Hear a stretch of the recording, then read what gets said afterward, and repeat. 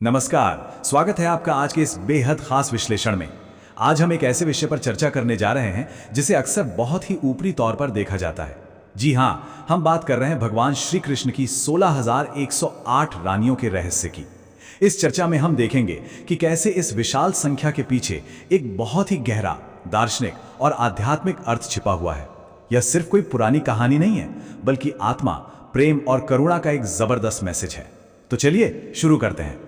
तो सबसे पहले हमारे दिमाग में एक सवाल आता है ना, क्या ये सिर्फ एक ऐतिहासिक या दुनियादारी से जुड़ी घटना है? मतलब जब भी हम 16,108 का ये भारी भरकम आंकड़ा सुनते हैं तो अक्सर इसे सिर्फ एक राजा की ताकत या बहुविवाह के चश्मे से देखते हैं। लेकिन क्या ये वाकई सिर्फ शादियों के बारे में है, या फिर हमारी सनातन परंपरा ने इसके जरिए कोई बहुत ही गहरा, प्रतीकात्मक और दिव्य संदेश देने की कोशिश की है? आइए समझते हैं। पहला भाग, श्री कृष्ण और 16,108 रानियां। दूसरा भाग, नरकासुर वध और सामाजिक न्याय। देखिए, इस रहस्य को सही मायनों में समझने के लिए हमें सबसे पहले इस पौराणिक कथा के बेस पर जाना होगा। कहानी शुरू होती है नरकासुर नाम के एक क्रूर दैत्य से। कथाओं के मुताबिक नरकासुर ने 16,100 राजकुमारियों को बंदी बना लिया था। अब जब श्री कृष्ण ने नरकासुर का वध करके उन सभी स्त्रियों को आजाद कराया तो एक बहुत बड़ी और गंभीर समस्या खड़ी हो गई।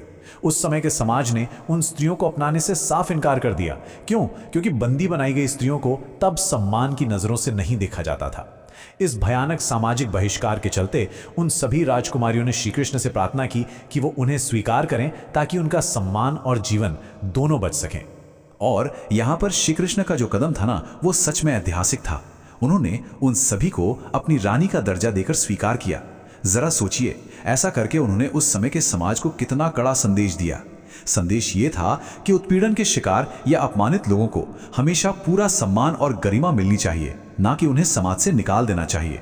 सच कहूं तो यह उस युग में पीड़ित महिलाओं के पुनर्वास और सम्मान का एक बहुत ही शानदार उदाहरण था। तीसरा भाग, जीवात्मा और परमात्मा का मिलन।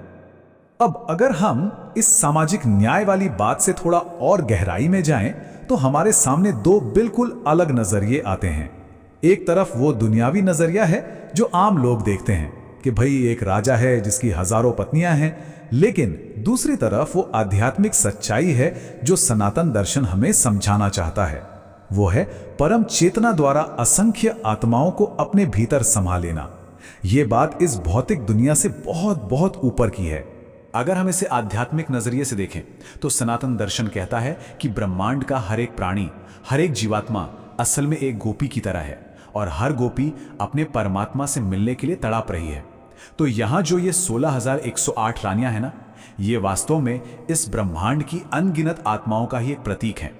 श्री कृष्ण खुद परम चेतना है और यह पूरी कथा यह दर्शाती है कि परमात्मा हर एक आत्मा को बिना किसी शर्त के बिल्कुल एक समान प्रेम के साथ स्वीकार करते हैं। चौथा भाग, 16 और 108 का रहस्य। अब आते हैं ब्रह्मांड के सबसे दिलचस्प रहस्य पर।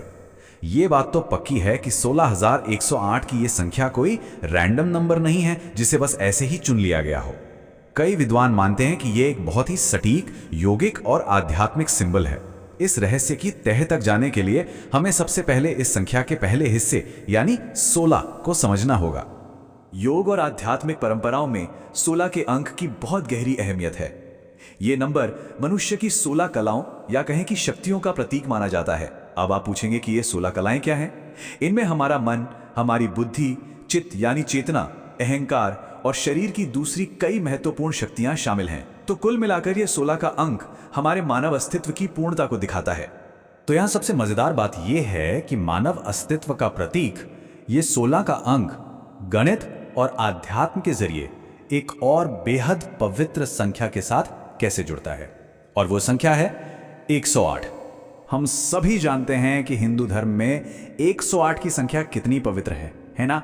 रोजमर्रा के आध्यात्मिक जीवन में आप इसे हर जगह देख सकते हैं। ध्यान और जाप के लिए जो माला हम इस्तेमाल करते हैं उसमें ठीक 108 मन के होते हैं। हमारे पवित्र ग्रंथों में 108 मुख्य उपनिषद हैं और सबसे बड़ी बात, इसे पूरे ब्रह्मांड की ऊर्जा के एक बहुत ही गहरे प्रतीक के रूप में माना जाता है।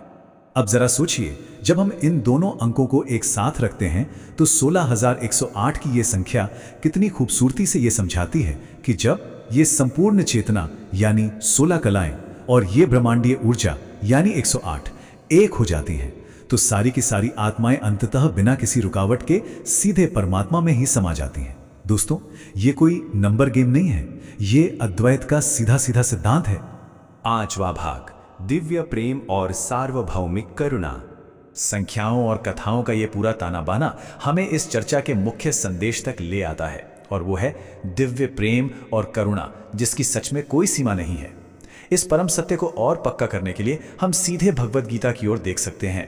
गीता में श्री कृष्ण बहुत ही साफ शब्दों में कहते हैं कि जो भी भक्त सच्चे दिल और प्रेम से उनकी शरण में आता है, परमात्मा उसे बिना किसी शर्त के स्वीकार करते हैं। उनका प्रेम किसी खास वर्ग या समाज के कुछ लोगों तक सीमित नहीं है। तो इस पूरे विश्लेषण के बाद ये बात बिल्कुल शीशे की तरह साफ हो जानी चाहिए कि श्री कृष्ण की रानियों की ये कथा किसी सांसारिक भोग विलास या राजा महाराजाओं की ताकत वाली कहानी से कोसों दूर है।